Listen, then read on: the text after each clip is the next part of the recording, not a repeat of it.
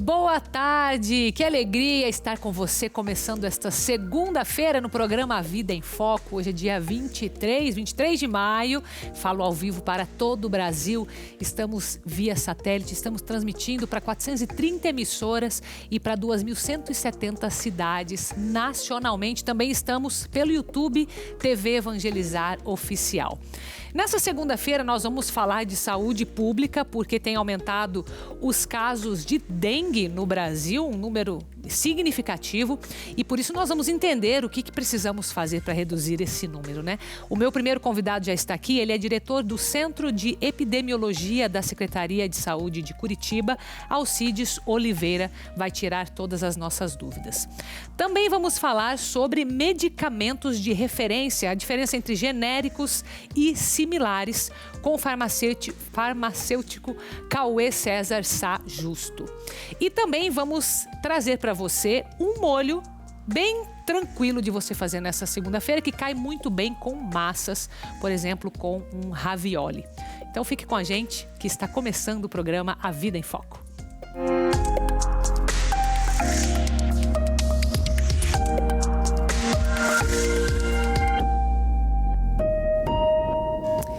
É interessante, né, a gente pensar que... Opa, vinheta escapou no ar aqui. Interessante a gente pensar que em pleno inverno, né, tô até com jaqueta de couro aqui em Curitiba, porque faz muito frio, e a gente falando de dengue, né? Para você ter uma ideia do número, 151% de aumento nos casos de dengue. Então, olha só, número de pessoas que já morreram, porque dengue mata também, tá, gente? Às vezes a gente fica só no Covid, né? Mas 270 pessoas já morreram este ano no Brasil. Então vamos entender como que a gente pode se prevenir, como que a gente pode, de repente, acabar na raiz, né, com o problema, o mosquito da dengue.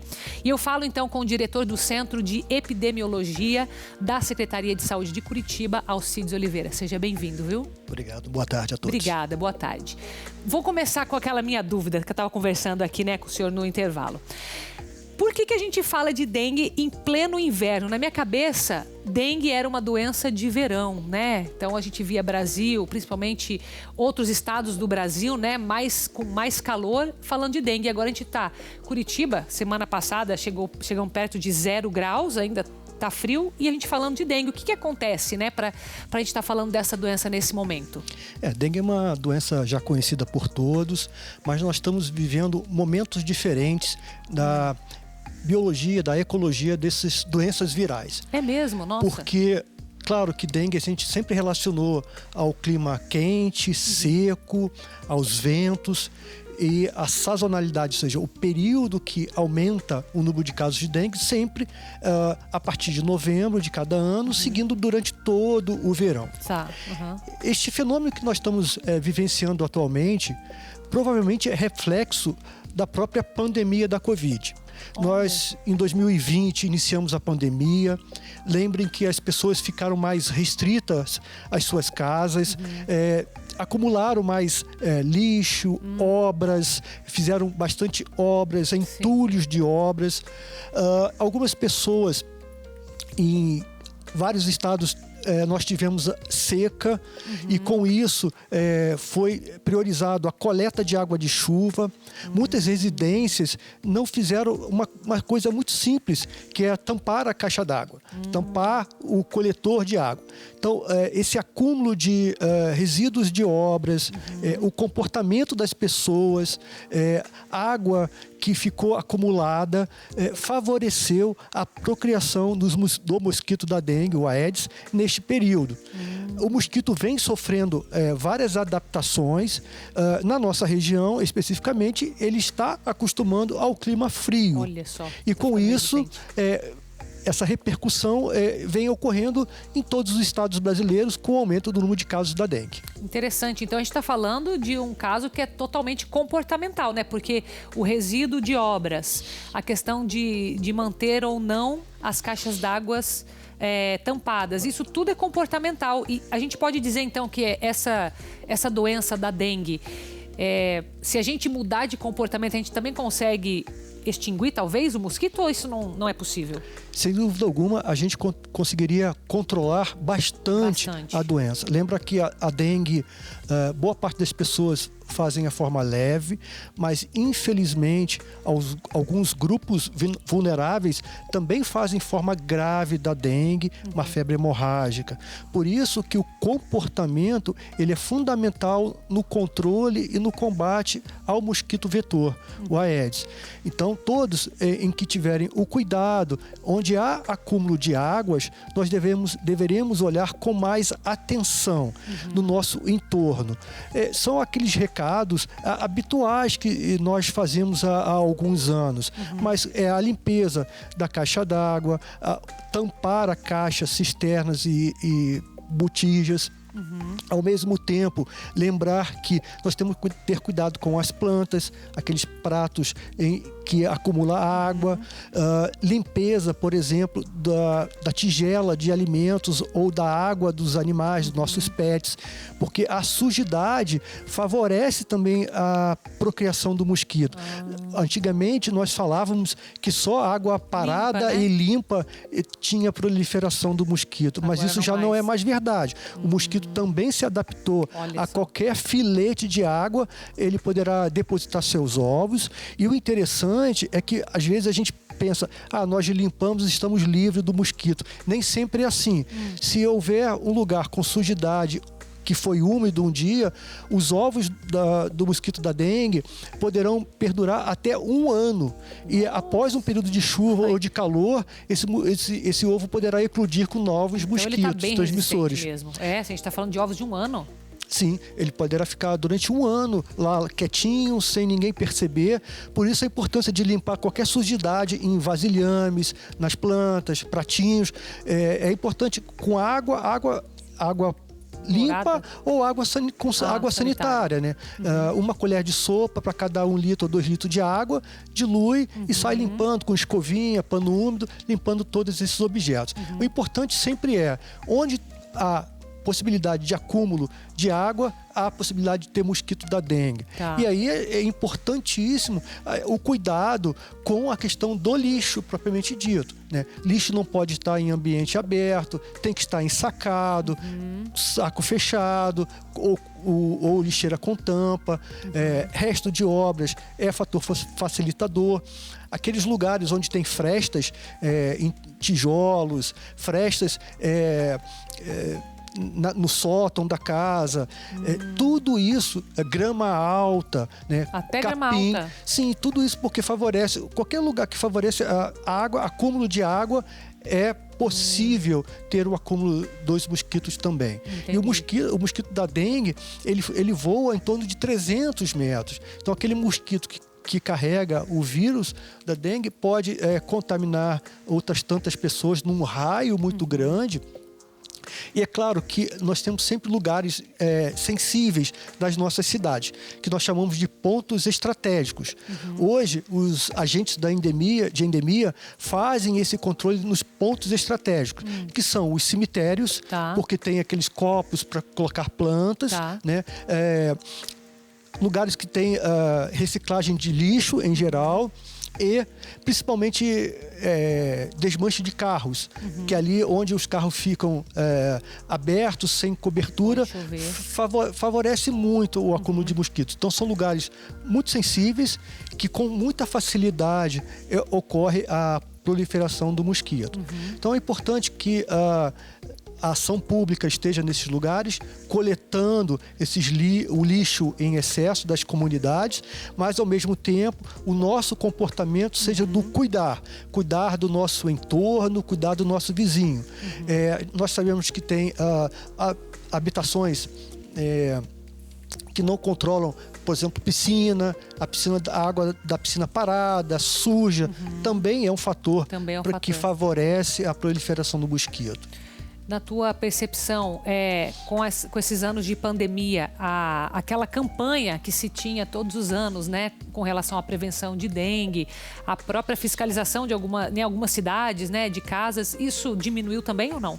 Sim, diminuiu. Acho que a pandemia foi um esforço, não só do setor público, mas de toda a sociedade, para que pudéssemos passar da melhor forma por essa pandemia, que ainda não acabou. Mudando o foco, né? Mudou o foco das atenções. É claro que a coleta de lixo não parou, né? É claro que você poderia ter cuidado um pouco mais. A gente observou 2 fenômenos, na verdade, na pandemia. Um, das pessoas que ficaram em isolamento de casa e cuidaram da casa por mais tempo, ou seja, permaneceram mais em casa, então cuidaram mais do jardim, tiraram entulhos, porque estavam no dia a dia, cuidando da casa. Mas, infelizmente, também outros tantos fizeram as obras, esqueceram dos seus entulhos, esqueceram, né, desses detalhes que facilitam o acúmulo da água e acabou favorecendo a proliferação atípica da dengue nesse período. Associado à dengue, nós temos outras doenças. Aqui no estado do Paraná ainda nem tanto, mas nós temos a chikungunya, que também é transmitida pelo mesmo mosquito, que é principalmente na região do Nordeste, e o Zika vírus, que em 2016 nós tivemos aqueles casos que as mulheres engravidaram e tiveram microcefalia. Então, essas 3 doenças, elas são transmitidas pelo mesmo mosquito. E a nossa intenção é que a gente cuide mais nesse dia a dia do nosso cotidiano, da nossa rotina, para que essas doenças não sejam reintroduzidas tão fortemente no Brasil. Nós sabemos que ela vem em ciclos, né, em sazonalidades, a cada 2 ou 3 anos. O nosso último surto da dengue aqui no estado foi em 2016. Então, já estaria bem controlado, né? Bem controlado até agora, são 6 anos, né? Mas a gente sabe que em algum momento ela poderia retornar. Mas se a gente tivesse a conduta de medida preventiva, ou seja, cuidando da nossa casa, talvez não viesse com tanta intensidade e fora de um período que a gente esperaria viver agora as doenças respiratórias, como também nós estamos vendo. Sim. Alcides, você, o que você diria? Tudo bem, a parte comportamental é essencial, mas uma vez que já tem alguns casos aí, já tem alguns mosquitos, né, voando por aí, o que a gente pode fazer para prevenir? Repelente, alguma coisa que a gente possa fazer para combater mesmo esse mosquito? A principal conduta, sem dúvida alguma, é sempre deixar o ambiente mais arejado, mais limpo possível, sem acúmulo de água. O repelente, ele é importante em alguns momentos. Mas não sempre. Não sempre. Porque se você vai circular pela cidade em determinados horários em que há ocorrência de muito mosquito, por exemplo, parques é mais comum. A partir das 5 da tarde, mais ou menos? Sempre no final da tarde. Os parques são muito comuns, muito comum ter mais mosquito, então é interessante usar o repelente. A única recomendação em relação ao repelente é que ele tem um tempo de validade. Cada repelente em torno de 3, 4 horas, algumas marcas até um pouco mais. Então significa que se você passou o repelente de dia e não repassar novamente, ele perde o efeito. Então o uso do repelente, ele é interessante, mas desde que seja aplicado mais de uma vez ao dia. Isso poderá ser considerado. Por exemplo, se você vai para uma região de mar, de praia, né, em que geralmente tem muito mosquito, use o repelente. Ele vai ter uma boa ação de proteção em relação à picada do mosquito e evitando a ficar doente também. Interessante. Alcides, muito obrigada pela tua presença, viu? Vou deixar aqui os contatos aparecendo, agradeço. Eu que agradeço o convite, a oportunidade, desejo a todos uma boa semana. Obrigada igualmente. Olha só que notícia boa que vem agora. Nós teremos mais uma beata cearense, dessa vez a Benigna Cardoso, que já teve a sua beatificação confirmada para outubro deste ano. Acompanhe. A comunidade de Santana do Cariri, no Ceará, está em festa. O pequeno povoado, localizado na região de Juazeiro do Norte, acaba de receber a confirmação da data de beatificação de uma de suas filhas mais conhecidas, a jovem cearense Benigna Cardoso. Recebemos da congregação para a causa dos santos, assinada pelo cardeal prefeito, a carta datada do dia 31 de março, nos comunicando que a serva de Deus, Benigna Cardoso da Silva, será beatificada em uma celebração solene no dia 24 de outubro. Data comemorativa do martírio da serva de Deus. Benigna nasceu em Santana do Cariri em 1928. Aos 13 anos de idade, foi assassinada com golpes de facão por Raul Alves, após recusar ter relações sexuais com o criminoso. Por morrer defendendo a própria castidade, a menina passou a ser venerada como mártir. Benigna virou símbolo de resistência contra o feminicídio e a violência sexual contra crianças e adolescentes. Durante a coletiva para a divulgação da data, o coordenador da Comissão Diocesana de Beatificação lembrou que tudo começou em 2011, com a coleta dos primeiros testemunhos e depoimentos de pessoas que conheceram ou tiveram graças alcançadas pela intercessão da jovem. Na época, todo o material reunido foi encaminhado à Congregação para as Causas dos Santos no Vaticano. No ano de 2013, então, a Congregação para as Causas dos Santos concede o nihil obstat, ou seja, o nada impede que a causa possa ser introduzida. É um documento importante por meio do qual, então, se pode abrir o processo diocesano de beatificação, processo formal, organizá-lo e enviá-lo à congregação. E o Papa reconhece, naquele ano, as virtudes heróicas de Benigna, e ela passa a ser chamada serva de Deus. Após reconhecer as virtudes heróicas de Benigna, a Congregação para as Causas dos Santos fez um estudo profundo do material coletado na fase diocesana do processo. E em outubro de 2019, recebeu do Papa Francisco autorização para a publicação do decreto de beatificação da menina. A cerimônia que oficializaria Benigna como beata estava marcada para 2020, mas precisou ser adiada devido à pandemia de coronavírus. A nova data, 24 de outubro, só foi confirmada em fevereiro deste ano. A cerimônia acontece na Praça da Catedral Nossa Senhora da Penha, na localidade de Crato, no Ceará, e será presidida pelo cardeal Marcelo Semeraro, prefeito da Congregação para as Causas dos Santos. Com o título, Benigna se tornará a primeira beata nascida no Ceará e a quarta mártir do Brasil. Excelente notícia, né? Então, 24 de outubro teremos essa beatificação, teremos mais uma intercessora do nosso querido estado do Ceará, mas para todo o Brasil, né? Uma excelente notícia. Olha só, quero chamar sua atenção agora porque estão abertas as inscrições do Festival Vem deste ano de 2022. Então você que é cantor ou principalmente compositor de músicas católicas e quer aproveitar essa oportunidade para trazer a sua composição para o Brasil inteiro, essa é a tua chance. Você pode fazer a tua inscrição pelo site que está aparecendo aí para você, é o vemfestival.com.br.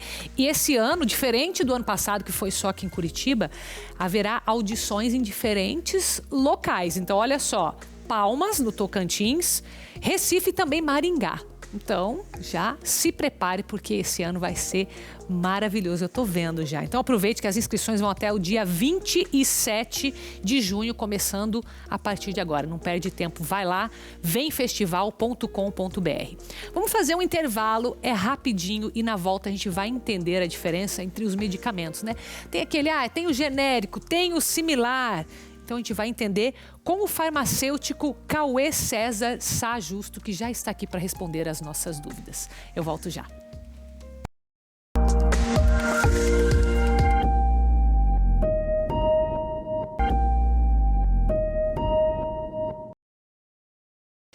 De volta com o programa A Vida em Foco desta segunda-feira, 23 de maio, ao vivo para todo o Brasil. Quero chamar a sua atenção porque hoje é dia de noite de louvor. Então, a partir das 7 horas da noite, você vai ter o nosso grupo nacional de oração, com adoração, com louvor, nesse segundo episódio da série Na Cruz, o Caminho da Vitória. Olha só nossos convidados, então: pregação, oração e louvor com Ironis Puldaro, oração e louvor com o missionário Shalom e adoração com o padre Jean Patrick. Hoje, às 7 da noite, aqui pelo auditório da TV Evangelizar, também transmitido para todo o Brasil pela TV e pelas redes sociais. Importante você participar desse momento de profunda oração em nível nacional. Vamos falar agora sobre medicamentos? Olha só, a gente sabe que está tendo inflação no Brasil, né? E os medicamentos subiram cerca de 10%. Então, a primeira coisa que a gente quer saber, será que a gente pode comprar um medicamento mais barato para economizar?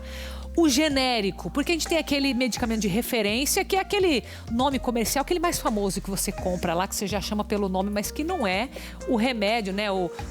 Vamos dizer, o termo técnico em si. Mas tem os genéricos e os similares. Então a gente quer entender hoje com quem é especialista no assunto, para saber se isso representa algum risco, né? Para a nossa saúde de alguma forma.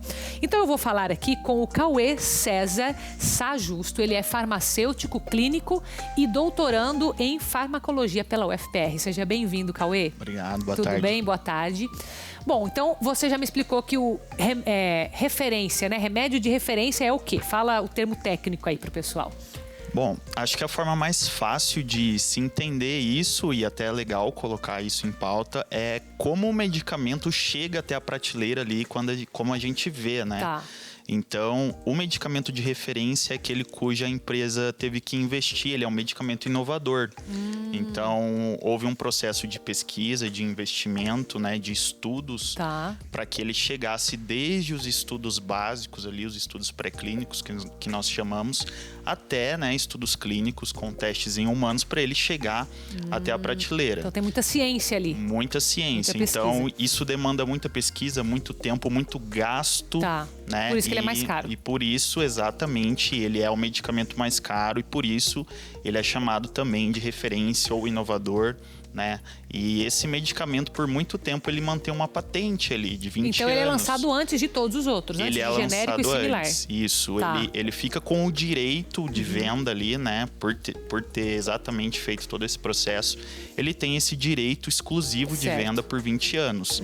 Então é o tempo para a empresa, de certa forma, recuperar esse investimento que foi feito dentro desses 20 anos. Então, por algum tempo no mercado, ele fica sozinho. Ah, entendi. Bom, então já tem aí pelo menos, ele tem garantido 20 anos de mercado até para experiência. Então, quando a gente vai para o genérico, aí quer dizer o quê? Então, vamos lá. Aí, o genérico normalmente, né, nós tivemos a legislação aqui no Brasil do genérico em 1999. Então, o genérico, em grande parte dos casos, ele vem depois dessa quebra de patente desses medicamentos, os chamados de referência ou os medicamentos de marca, né? Após os 20 anos é que vai surgir um genérico. Exatamente. Então, o genérico, ele basicamente pega a receitinha pronta ali, falando de forma bem simples. Ele pega uma receita pronta, a indústria produz esse medicamento, né? E, obviamente, também passa pelos testes de segurança, de eficácia, de qualidade, principalmente, né?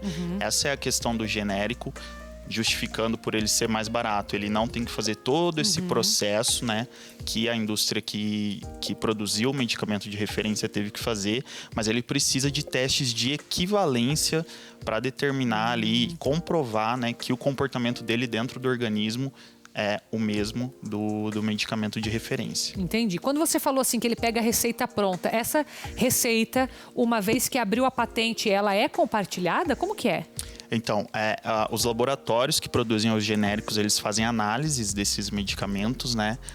Dos medicamentos de referência para fazerem exatamente essa reprodução. Mas eles não têm essa receita passada pela indústria que criou aquele medicamento? De certa forma, sim, né? Mas como essa patente detém os direitos, né, de produção e de toda a cadeia de produtos ali, eles não têm acesso a tudo, né? Mas um direcionamento, sim. Entendi. Mais baseado em análises pela própria indústria, né? Do que pelo acesso total dessas informações. Tá. Então agora vamos para o similar. Exato. O similar nós já tínhamos, né? Antes da legislação aqui dos genéricos de 99, que eu citei para você. Mas nós não tínhamos a garantia de que esse medicamento, né, pela patente do referência ali não deixar aberto todas as informações, nós não tínhamos a garantia de que esse medicamento se comportava ali da mesma forma, né? Com os testes de equivalência que eu comentei. Então, esses medicamentos eram baseados ali, como o próprio nome diz, eles são similares, né? São parecidos. Então, eles podem diferir em, por exemplo, tamanho de comprimido, em alguns recipientes, né? Por exemplo, dentro de um comprimido não vai só o fármaco, que é o princípio ativo, vão alguns recipientes, né? Alguns veículos que ajudam esse fármaco a agir no nosso corpo. Então, há algumas diferenças, né, que podem acontecer nos similares. E não necessariamente esses similares tem esses testes de equivalência comprovando esse comportamento equivalente, né, parecido com os genéricos, né? Hoje nós temos os similares equivalentes, né, que eles saem desse ponto que eu citei e necessitam dessa comprovação, né, dessa eficácia e de todos esses testes de equivalência, e aí sim eles podem ser intercambiáveis, né, assim como os genéricos, quando há uma prescrição do medicamento de referência. Tá. Então, em termos gerais agora, você definiu cada um deles. Quando a gente tem uma receita de um médico, né?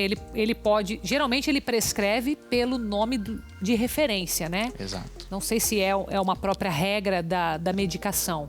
Existe algo nesse sentido ou não? Bom, a gente pode falar de dois aspectos diferentes, né? O atendimento no âmbito particular, e aí sim é mais comum a prescrição pelo nome de referência, mas no SUS, por exemplo, seria obrigatório, né, por legislação, de que os medicamentos fossem prescritos pelo nome do princípio ativo, né? O nome genérico. E exatamente por isso que o genérico veio, é um dos objetivos, né, de se colocar o medicamento genérico no mercado, para além de dar essa competitividade para o mercado, né, forçando ali a indústria que produziu de referência reduzir o preço, a gente também melhorar o acesso, né, ao medicamento, que é um dos grandes problemas que nós temos no Brasil. Apesar de nós termos um atendimento em saúde, né, grande parte dos pacientes recebem o tratamento, uma prescrição, e não tem acesso a esse medicamento, né? Seja pelo custo, seja... hoje nós estamos vendo a falta de alguns antimicrobianos, né, os antibióticos nas farmácias e drogarias. Então, por diversos fatores. Então, o medicamento genérico ele vem para contribuir justamente nesses pontos. Interessante. E quando a gente compara esses medicamentos, eu acredito aqui que seria mais referente ao genérico com o de referência, mas pode colocar o similar na tua resposta também. O que acontece? Muda o resultado quando se muda de um de referência para um genérico? Ou a pessoa pode confiar nesse resultado? Porque o medo maior do pessoal será que eu posso trocar esse medicamento? Pode confiar, né? Como eu disse, o genérico, ele obrigatoriamente ele tem que passar por esses testes de equivalência, né? Então é garantido, né? Isso que dá segurança do resultado. Exatamente. Esse medicamento ele é genérico por uma aprovação de uma agência reguladora, aqui no Brasil, a Anvisa. Então, sim, nós temos testes de equivalência que garantem que esse medicamento ele é seguro e ele é eficaz, assim como o medicamento de referência. E como eu citei também, nós temos hoje os similares que são equivalentes, né? Que se propuseram a passar por esses testes também e receber o selo de equivalente. Então, é bacana sempre quando for receber a prescrição ali na consulta médica, ou quando for comprar ou receber o medicamento na rede pública, que você pergunte, né, e questione sobre isso, né, sobre a possibilidade. Os genéricos e os similares equivalentes, eles vêm ao encontro disso, de abrir o leque, né, e de dar maiores possibilidades ali pro paciente, né, escolher qual medicamento se encaixaria melhor ali, principalmente no seu orçamento. Existe algum caso específico em que não seria recomendado, por exemplo, a troca sem falar com o médico? Bom, o médico ele pode barrar essa troca, né, essa intercambiabilidade que na maioria das vezes é feita ali no balcão da farmácia, da drogaria, mas ele precisa deixar muito bem explícito na receita, na prescrição, que ele não quer que seja feita a troca. Né? Alguns profissionais têm a preferência por essa não troca, por diversos motivos, né? A gente tem que respeitar as preferências, né? Assim como nós temos em diversos pontos, mas é muito bom deixar claro que essa intercambiabilidade ela é permitida, né? E ela, como eu falei, ela garante, né, e ajuda bastante com que o paciente tenha o acesso ao medicamento, que é o mais importante, né? Não adianta ter o atendimento, pegar a prescrição e não ter o medicamento para utilizar.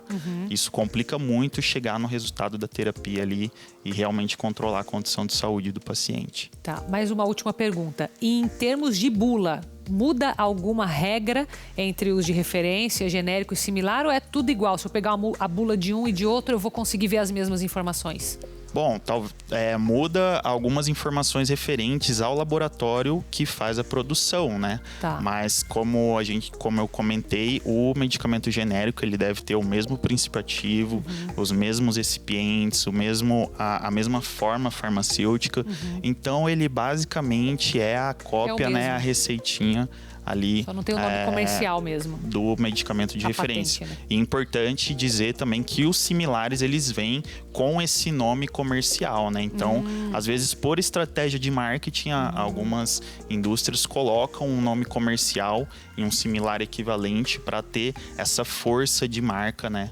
No nome. E o farmacêutico é que vai dar essa informação na hora de comprar. Ó, esse aqui é um similar, esse é um genérico. Exatamente. Como eu falei, é sempre bacana quando tiver dúvida, em toda farmácia e drogaria tem um farmacêutico à disposição. Então é bacana contar com esse profissional de saúde que está ali, talvez o profissional de saúde mais acessível, né? Para todos. A gente sabe que hoje em dia tem uma farmácia em cada esquina, então todas têm um farmacêutico, então é bacana. E eu aqui falar em nome dos farmacêuticos que nós estamos à disposição para tirar dúvidas a respeito dos medicamentos e qualquer outro problema de saúde. Muito obrigada, Cauê. Agradeço a tua presença aqui hoje, viu? Obrigado.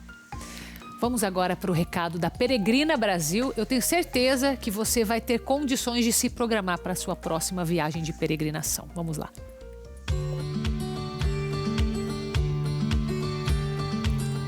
Olá, Carol, boa tarde. Boa tarde a todos vocês da TV Evangelizar. Estamos juntos hoje, eu, Rogério. Eu, Alessandra. Para apresentar para vocês o projeto Somos Todos Peregrinos. Nós, com a TV Evangelizar, preparamos para 2022, 2023, vários roteiros com diversos padres para que você possa se organizar a conhecer a Terra Santa, Roma, o Vaticano, Itália, santuários marianos, Portugal, Espanha, França, Turquia, Grécia, ou seja, todos os locais. E nós preparamos o melhor para você. O que é o melhor? O que está incluso na nossa viagem, Alessandra? Na nossa viagem está incluso bilhetes aéreos, pensão completa, café, almoço e jantar, seguro saúde, hotéis 4, 5 estrelas e os guias locais em português. Tudo para que você possa vivenciar essa peregrinação com tranquilidade e conforto. Nossas viagens são peregrinações, mas não deixam de ser culturais. E também você, padre, missionário, fundador de comunidade, quiser preparar um grupo com toda a qualidade que a Peregrina Brasil e a TV Evangelizar vão disponibilizar para você, é só entrar em contato com a gente. Os nossos telefones e o WhatsApp é o mesmo número, 11 2942 8332, ou pelo site peregrinabrasil.com.br. Afinal, Alessandra, peregrinar também é evangelizar. E evangelizar é preciso. Peregrina Brasil e TV Evangelizar. Realizar o seu sonho é a nossa missão. Então, corre mandar a sua mensagem para a Peregrina Brasil. Aproveita o intervalo para você pegar mais informações. E na volta eu trago para você um molho para você fazer aí na sua casa e colocar com qualquer massa que você tiver aí, tá? Eu volto já.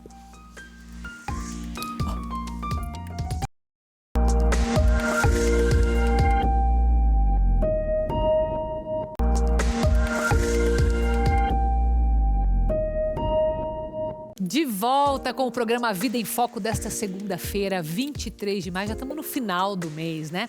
E eu quero fazer uma sugestão de leitura para você. Eu estou aqui com esse best-seller, já é best-seller, gente, esse livro, Poder da Cura, do Padre Reginaldo. Já é livro mais vendido na categoria de autoajuda. Não sei por que essa categoria, mas enfim. O Poder da Cura é um livro de muita oração.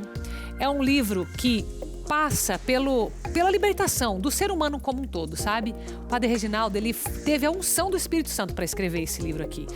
E ele foi lá e falou pra gente assim, ó, você vai libertar a tua mente, teu coração, as tuas mãos, para você ser livre para servir. E aqui, tá tudo aqui para você, ó. E eu sei que você, de todo o Brasil, pode adquirir esse livro de uma forma muito fácil. É só você ir lá no site produtosqueevangelizam.com.br, de qualquer lugar do Brasil, pedir o seu e vai estar na tua casa, entendeu? Você tanto pode indicar também para alguém, dar de presente, né? Quanto você pode degustar desta leitura, vai valer a pena, tá? Quero passar uma receita para você agora. Essa receita é aquela assim, ó, que você tem que ter na manga na tua casa, porque às vezes você tem alguma coisa ali na tua geladeira, pode ser um macarrão que já cozinhou no almoço, sobrou um pouco. Às vezes você tem um pouco lá de arroz e feijão, você vai fazer uma mistureira ali, sabe? Não sei se você é desse costume aí, mas essa receita que vem, ela é um molho que você vai poder pôr, claro, você pode pôr no ravioli, você pode pôr numa massa, mas você tem ali esse coringa para você fazer o que você quiser. Então acompanhe a receita deste molho nessa segunda-feira.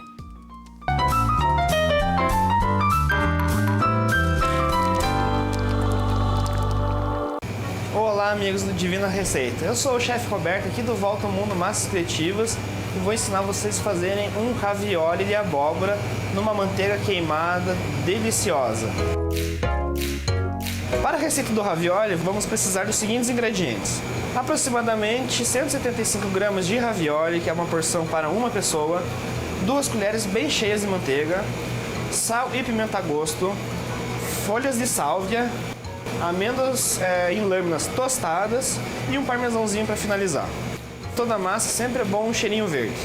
Para começar essa receita, eu vou colocar já o meu ravioli para cozinhar na água. Minha água já está fervendo com sal. Prontinho. Depois que a gente põe a massa na panela, é bom sempre dar uma mexidinha para não grudar ela. Prontinho. Agora temos 7 minutos para fazer esse molho. Vocês vão ver que é super rápido. Para começar é muito simples. Vamos pôr umas 2 a 3 colheres de manteiga na panela.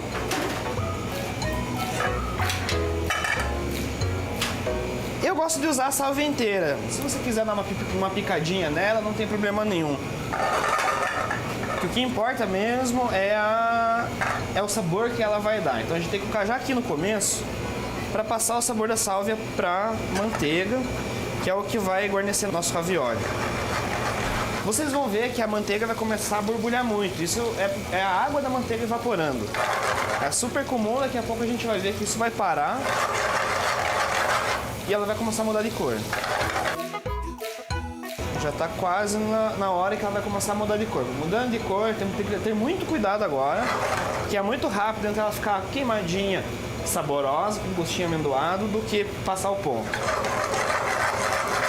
Ó, começou a mudar de cor, escureceu, já tiramos ela do fogo, vamos reservar até o nosso ravioli estar pronto. Eu vou deixar o fogão em fogo bem baixo agora, porque vamos tirar a massa do cozimento e vamos jogar na manteiga e misturar bem e tá pronto. Super simples.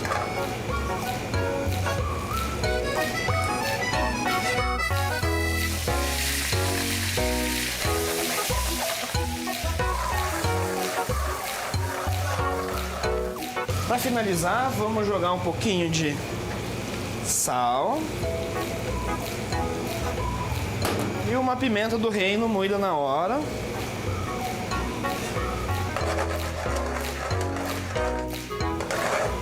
Nosso ravioli com manteiga queimada já está pronto. Vamos finalizar agora no prato.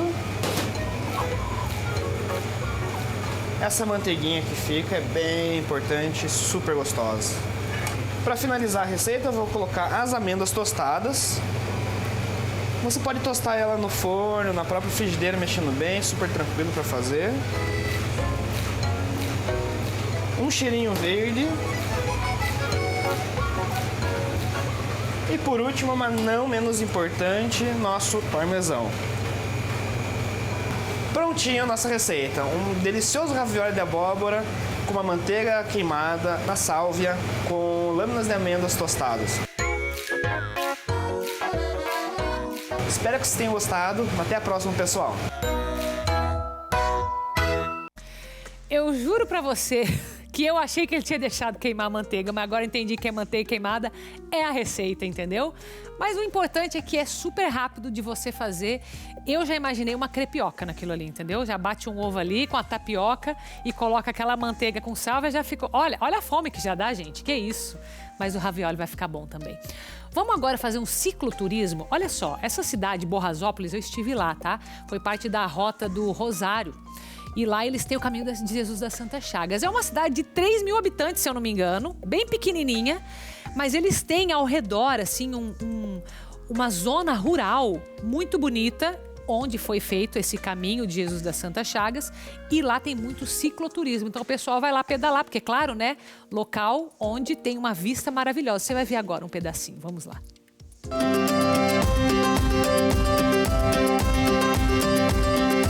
Pedalar faz bem. Tá aí uma coisa que essa turma não tem dúvida.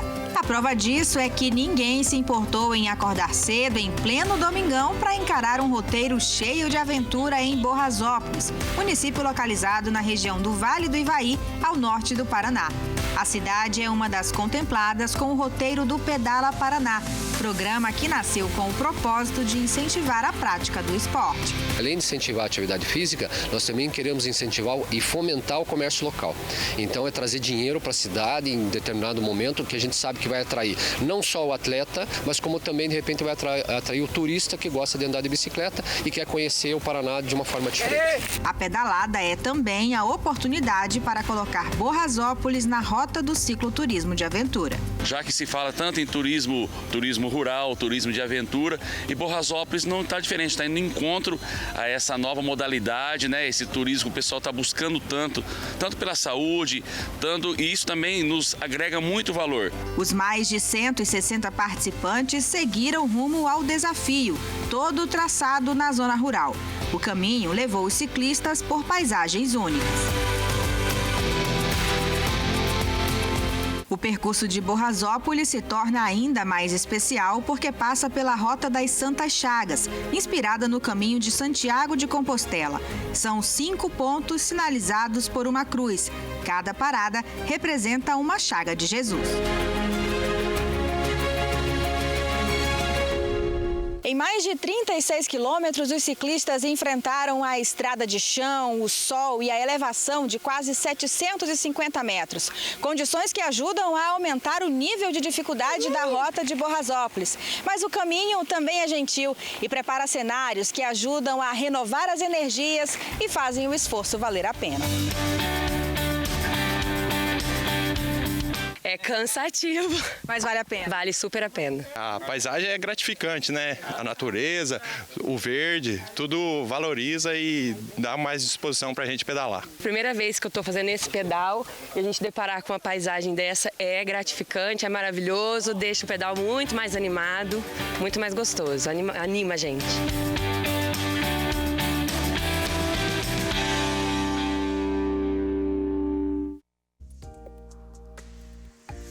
Você viu aquela vista, né? Foi aquela ali que eu pensei quando eu falei com você. Então, de repente, mais um motivo para você não só ir conhecer o caminho de Jesus das Santas Chagas, vai de bicicleta, olha só. Acho que, se eu não me engano, 15 quilômetros para ir, 15 para voltar de bicicleta, fica mais tranquilo do que a pé, tá? Mas vou me despedir de você, lembrando que hoje à noite, 7 da noite, tem Noite de Louvor, então se programe para entrar nesse grupo de oração nacional com a gente, transmitido para todo o Brasil. E amanhã eu volto às 3h30 da tarde com você, tá? Um beijo, fica com Deus, até amanhã.